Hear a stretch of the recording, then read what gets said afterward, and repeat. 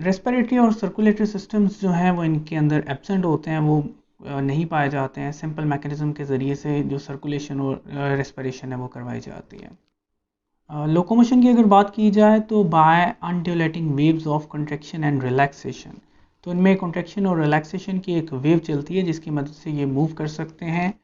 Muscular arrangement को अगर देखा जाए तो इसको अरेंज किया जाता है इन फॉर्म ऑफ 4 बैंड्स। तो यहाँ पे इनके पास 4 बैंड्स जो हैं वो मौजूद होते हैं।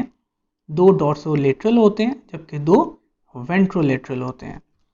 यहाँ पे डायग्राम में दिखाए जा रहे हैं चारों बैंड्स को ही। यहाँ पे हम कर लेते हैं, इनको नंबरिंग दे देते हैं 1 2 3 एंड 4। तो यहाँ पे इस तरह से हमारे पास 4 बैंड्स पाए जाते हैं। अगर हम 1 और 2 की बात करें तो ये ऊपर वाली साइड पे मौजूद हैं, और हम जैसा कि हम जानते हैं जो हमारे पास ऊपर वाली सरफेस होती है इसको हम क्या कहते हैं, इसको डॉर्सल का नाम दिया जाता है।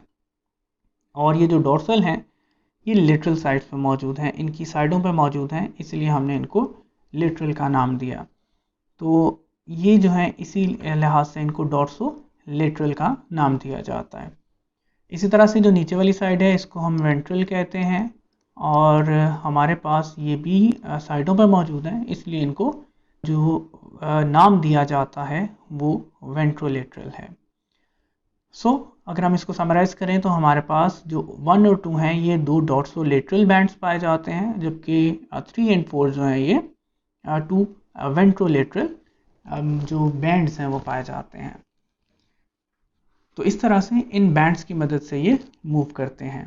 मूवमेंट कैसे होगी, इनके पास सर्कुलर मसल्स जो हैं वो एब्सेंट होते हैं। ये सिर्फ लॉन्गिट्यूडनल मसल्स हैं। मसल्स बेसिकली 2 तरह के होते हैं, या लॉन्गिट्यूडनल हो सकते हैं मूवमेंट के लिए जो इस्तेमाल किए जाते हैं, यहाँ पर सर्कुलर हो सकते हैं। यहाँ पे अभी तक हमने सिर्फ लॉन्गिट्यूडनल का जिक्र किया है क्योंकि यहाँ पे सर्कुलर मसल्स नहीं पाए जाते हैं। सर्कुलर मसल्स की गैर मौजूदगी की वजह से क्या होता है कि बॉडी जो है वो डॉर्सो वेंट्रल जो है वो बेंडिंग शो करती है।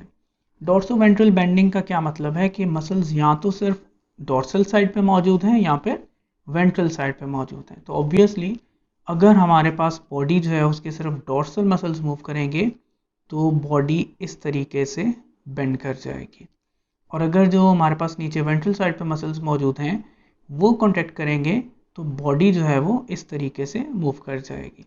तो इस तरीके से बॉडी एक दफ़ा जो है डोर्सल मसल्स मूव करने की वजह से ऐसा बेंड बनाती है, और वेंट्रल मसल्स मूव करने की वजह से इस तरह से बेंड हो जाती है।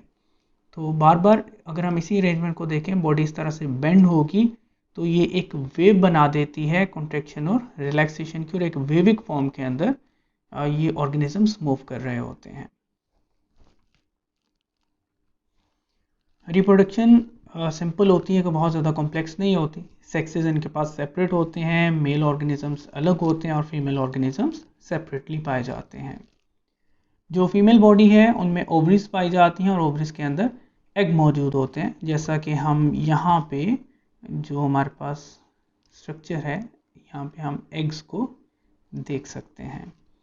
इसके अलावा जो टेस्टिस हैं मेल के अंदर वो स्पर्म को एराइज करेंगे, उनको जनरेट करेंगे, और लार्वल स्टेज इनके पास मौजूद होती है।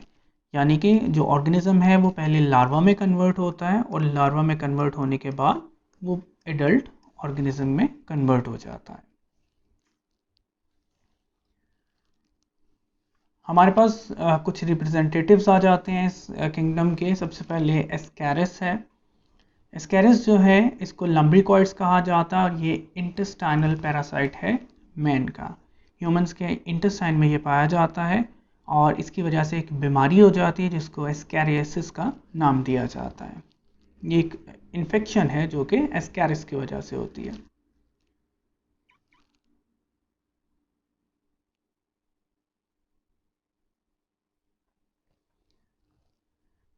देन रेप्टाइटिस आ जाता है।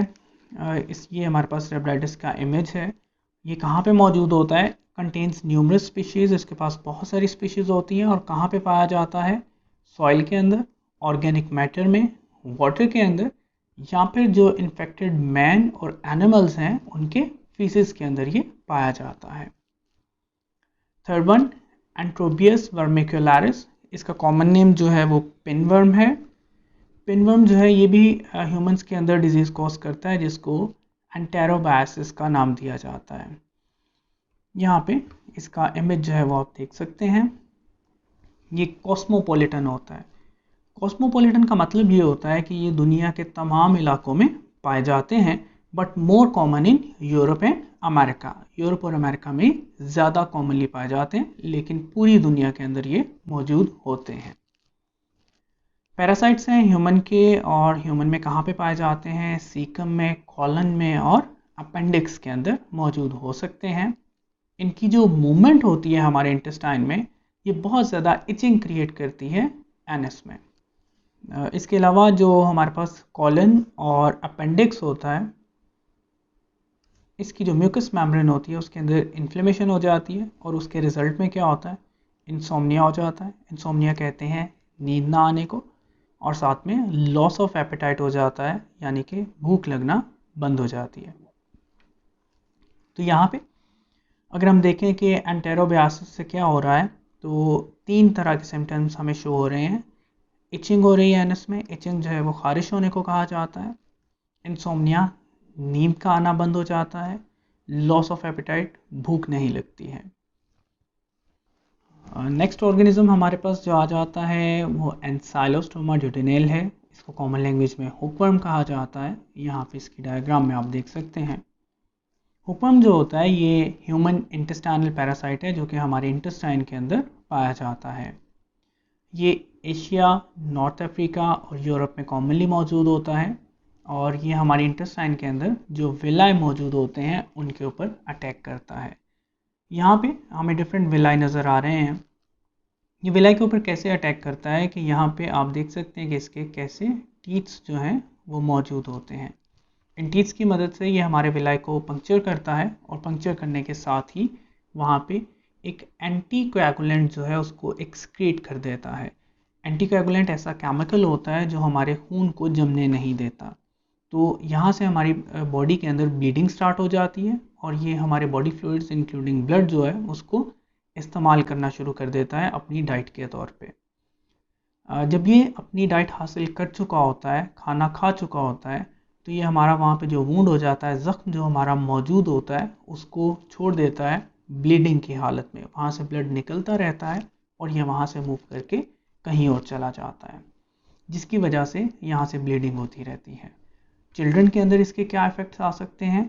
चिल्ड्रन के अंदर इस ब्लड लॉस की वजह से सीवियर एनीमिया हो सकता है, ब्लड की कमी का सामना करना पड़ सकता है, या फिर इससे भी ज़्यादा संगीन सूरत हाल हो सकती है कि उनकी जो फिज़िकल ग्रोथ है वो भी रुक जाती है, और मेंटल ग्रोथ के ऊपर भी इफ़ेक्ट आना शुरू हो जाता है, अगर हम जल्दी जो हुकवर्म्स हैं इनको अपनी बॉडी से बाहर रिमूव ना करवा सकें। यहाँ तक हमारे पास जो निमाटोड या एस्केलमेंट्स का टॉपिक था वो कंप्लीट हो जाता है।